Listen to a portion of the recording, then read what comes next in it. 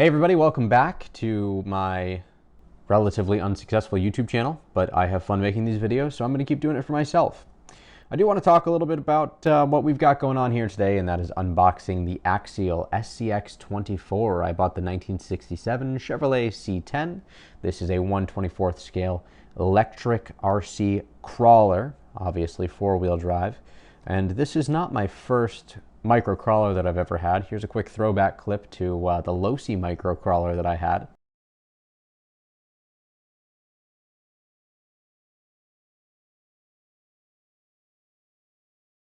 And that Losi micro crawler was built up quite a bit when I had it, so I'm sure that this one will get modded. But some of my family members just picked some of these up, and I thought that this would be a fun hobby for us to all do together. We've got plans to customize all of our vehicles, and also we are planning on making a course. So I'm going to unbox this, talk about what it comes with, and get the Lipo charged up, and maybe we'll get a running video up to YouTube later this week. Bear with me as I cut the tape here. I ended up ordering this off Amazon, and usually I like to get these things from the local hobby shops, but they were just really hard to come by in stock around here. And so I found one on Amazon. I wanted the green C-10, and I decided to go for it. I will say that I am ultimately planning on getting some sort of a different body. So here's the box opened up, and of course here's the truck right on top. If we pull that up, we can actually take the truck out immediately right away. First and foremost, very nice that these mini body clips here actually come with the tabs already installed to help take them off. One of my least favorite things about using the Losi Micro and the old Micro T was that it was just so difficult to deal with those small body clips. We've got our Lipo battery pack here. It looks like it's a 2-cell Lipo. I'm going to unstrap that and take it out of the truck. It's Velcroed in there. I know that one of the popular mods that people have been doing on these right away is to relocate the battery. Obviously more weight in the back right now because that's where the body is. These shocks are extremely bouncy, not ideal for crawling. The tires themselves, it's nice to feel that they don't have foam in them. Something that we used to do on the old Losi microcrawlers was put BBs, metal BBs, like for a BB, in these wheels. And that would actually help weigh them down a little bit, and it was kind of a, free or very inexpensive mod. What do we have here? We've got a 2-cell Lipo. Looks like a decent little Lipo pack, actually, if you want a close-up of that. I believe this comes with a USB charger, so that'll be interesting. I hope that it charges through the balance port like the old Losi micro Lipos used to, because I don't have a balancing charger that will work on this. Looks like maybe the ESC and receiver are all in one package here.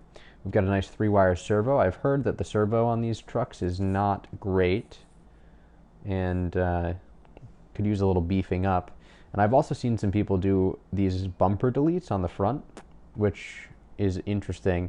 And I think the first thing that I can tell you right off the bat is this does feel like it's slightly top heavy and would probably roll if you were doing some more intense crawling with it. But I like the scale looks. It looks pretty good. Body posts, there we go. Slightly unaligned there. And Axial says right on the battery to not charge the battery in the truck. I'm going to listen to them, plus I have a Lipo bag anyways because this is not my first RC car.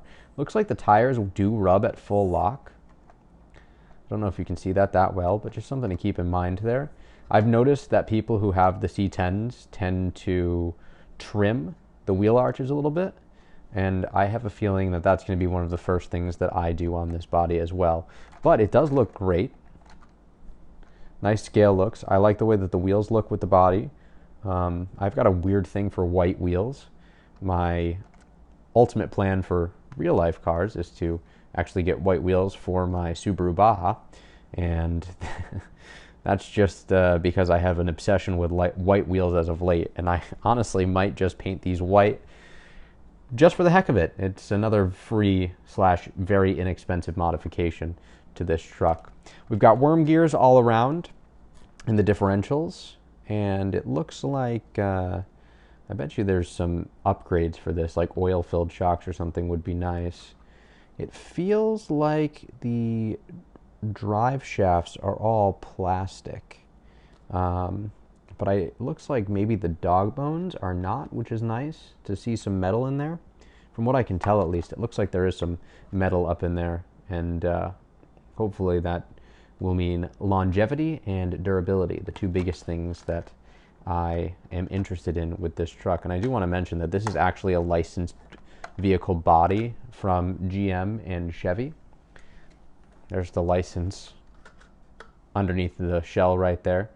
It's just your typical Lexan shell, nothing too fancy, but should be fun for crawling around. And again, I think that my cousin ended up with the deadbolt, and my uncle has not picked his out yet, but he'll likely end up with something like this. And then I've got my Mini Z too, if you've ever been to my YouTube channel, which not many people have, and that's okay.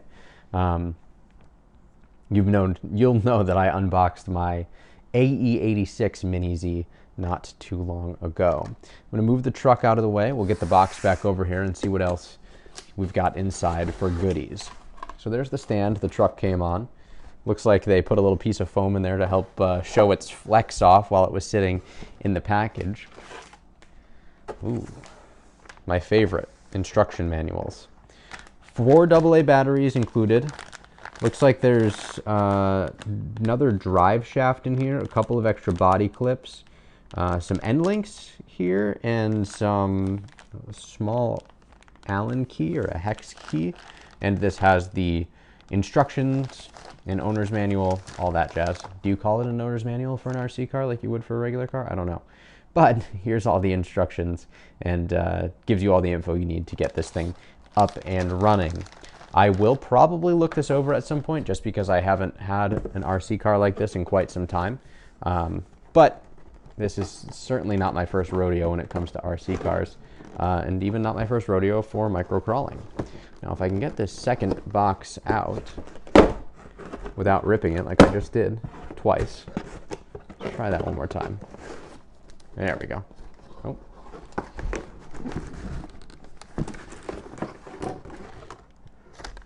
All right.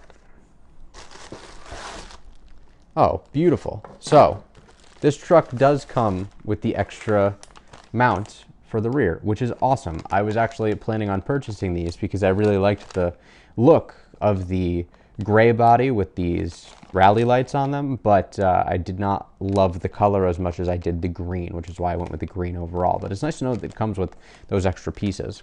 You can get those installed. Here's your USB charger.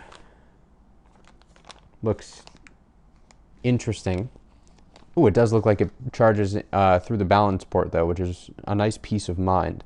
My biggest concern with some of these, we'll say, starter kit chargers, is that you don't really have a good way to actually keep an eye on what's going on with the batteries. But it's nice to see that this charges through the balance port, similar to the old Losi micros.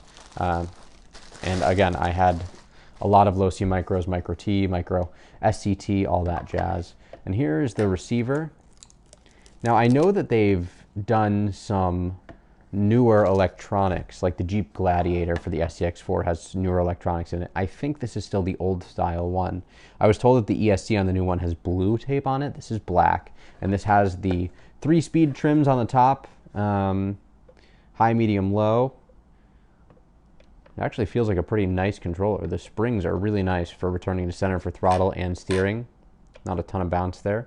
And overall, I'm very excited to drive this. And of course, you've got steering trim and things like that on the receiver itself. 2.4 gigahertz, so we'll have no trouble driving together.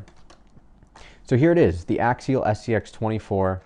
This is the Chevy C-10 body, and I'm excited to get this thing running. If you're interested in the Axial stuff, make sure you subscribe, because we have big plans this summer to build a course for these, and we've got a few of them in the family now, with more on the way.